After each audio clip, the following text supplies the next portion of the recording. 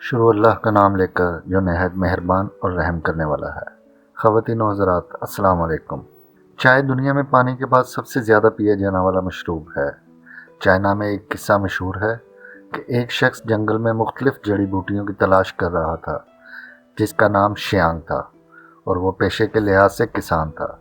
کسان شیانگ نے غلطی سے کچھ جڑی بوٹیوں کو نگل لیا جو کہ بہت زہریلی تھی۔ اس سے پہلے کہ کسان شیانگ کے پورے جسم میں یہ زہر پھیل جاتا اور اس کی زندگی ختم ہو جاتی کہ اچانک ہوا میں اڑتا ہوا ایک پتا اس کے منہ پر آ گرا اور اس نے نادانستگی میں وہ پتا چبا لیا۔ اس پتے کو چباتے ہی اس کی آنکھیں دوبارہ کھل گئیں اور اس کے جسم میں توانائی واپس آنی شروع ہو گئی۔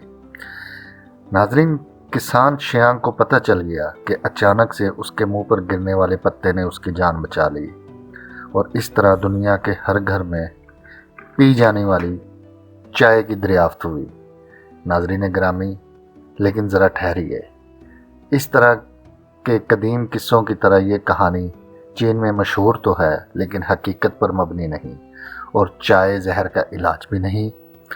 لیکن چین کے اس دیومالائی کردار شیانگ، جو قصے کہانیوں میں چین میں زراعت کے موجد بتائے جاتے ہیں، اس بات کی نشاندہی کرتی ہے کہ چائے قدیم چین میں اہمیت رکھتی تھی۔ ناظرین گرامی، آگے بڑھنے سے پہلے اگر آپ نے ہمارا چینل سبسکرائب نہیں کیا تو برائے مہربانی چینل کو سبسکرائب کر لیں اور ساتھ لگے بیل آئیکن کو بھی دبا دیں۔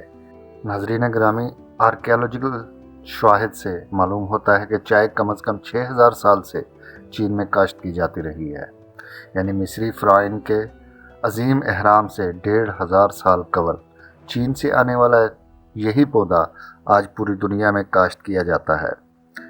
لیکن اس وقت اس پودے کا استعمال مختلف طریقوں سے کیا جاتا تھا، یعنی چائے کے پتوں کو سبزی کی طرح کھایا جاتا تھا یا دلیے میں پکا کر کھایا جاتا تھا۔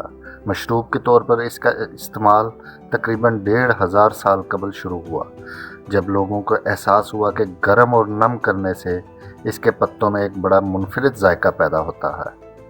خواتین و حضرات، ان پتوں کے سینکڑوں ویریشن کے تجربات کے بعد سٹینڈرڈ طریقہ یہ نکلا کہ اس کے پتوں کو گرم کر کے دبا کر پیک کیا جاتا یا پیس کر پاؤڈر جیسی شکل دے کر گرم پانی کے ساتھ مکس کر کے مشروب تیار کیا جاتا تھا، جس کو ماچا کہتے تھے۔ ناظرین گرامی، ماچا اتنا مشہور ہوا کہ اس کی وجہ سے چین میں چائے کا کلچر نمودار ہوا۔ یہ شاعری اور کتابوں کا موضوع بنا، بادشاہوں کا پسندیدہ مشروب بنا اور فنکاروں کے ہاتھ لگا۔ شاہی محفل میں اس مشروب کی جھاگ کو پیش کرنے سے پہلے آرٹسٹ حضرات اس پر قصیدے اور اشعار پیش کیا کرتے تھے۔ 9ویں صدی میں تانگ خاندان کی حکومت کے دوران ایک جاپانی راہب نے پہلی بار اس پودے کو جاپان میں متعارف کرایا، اور اس طرح جاپان میں چائے کے گرد اپنی منفرد رسومات کی بنیاد پڑی اور جاپانی چائے کی تقریب کی تخلیق ہوئی۔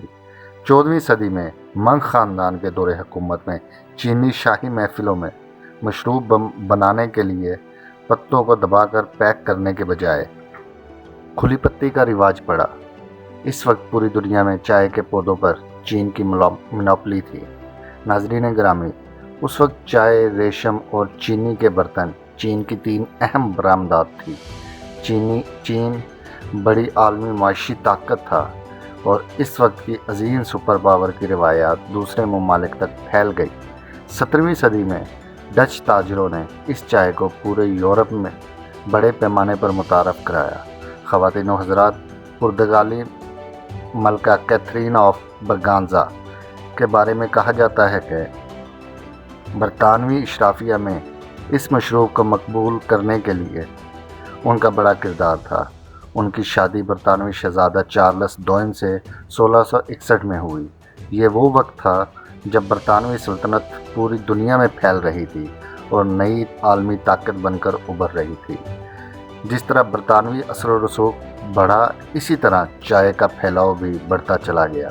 17ویں صدی تک یورپ میں چائے کی قیمت کافی سے 10 گنا زیادہ تھی، اور پودا صرف چین میں اگا کرتا تھا۔ یہ تجارت اس قدر پرکشش تھی کہ دنیا میں تیز ترین بادبانی کشتی کلپر شپ کی ایجاد اس دوڑ کی وجہ سے ہوئی تھی کہ چائے کو جلد سے جلد پورے یورپ میں پہنچایا جا سکے اور زیادہ منافع کمایا جا سکے۔ ناظرین گرامی، برطانیہ پہلے چائے کی عوض چاندی دیا کرتا تھا، لیکن پھر اس کی جگہ ایک اور چیز نے لے لی جسے ہم افیون کے نام سے جانتے ہیں۔ اس سے چین میں صحت کا نظام درہم برہم ہونے لگا۔ 1839 میں چینی آفیشل سے برطانیہ سے آنے والی افیون کی بڑی مقدار کو تباہ کرنے کا حکم دیا اور اس کے نتیجے میں چائنا اور برطانیہ کے درمیان پہلی جنگ شروع ہوئی جو 1842 تک جاری رہی۔ اس میں شکست کھا کر چنگ خاندان نے ہانگ کانگ کی بندرگاہ برطانیہ کے حوالے کر دی اور یہ تجارت برطانوی شرائط پر بحال کر دی گئی۔ برطانوی ایسٹ انڈیا کمپنی چائے کے لیے انحصار چین پر نہیں رکھنا چاہتی تھی۔ اس پر تحقیق کے لیے ماہر نباتات رابرٹ فارچون کی خدمات حاصل کی گئی۔ رابرٹ فارچون نے چین کے چائے اگانے والے پہاڑی علاقوں کا چھپ کر دورہ کیا۔ وہاں سے چائے اور چائے کے کھیت میں کام کرنے والوں کو انڈیا میں دارجلنگ میں لایا گیا۔ ناظرین، دارجلنگ سے آگے چائے کا پودا تیزی سے پھیلتا چلا گیا اور دنیا کے بہت سے علاقوں میں روزانہ کا مشروب بن گیا۔ خواتین و حضرات، آج پانی کے بعد سب سے زیادہ استعمال کیے جانے والا مشروب چائے ہے۔ بہت سے طریقوں کے ساتھ ادرک والی چائے، مکھن والی چائے اور دودھ والی چائے کی طرح بہت سے طریقوں سے چائے بنائی جاتی ہے۔ چائے کی تاریخ ایک کسان کے منہ میں اتفاقی طور پر چلے جانے والے پتے کی تو نہیں، لیکن چائے کی طرح اس کی اصل کہانی زیادہ مزیدار ہے۔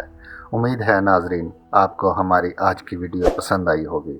ہمیشہ کی طرح اس ویڈیو کو لائک کریں اور کمنٹ سیکشن میں اپنی رائے کا اظہار ضرور کریں۔ پاکستان زندہ باد۔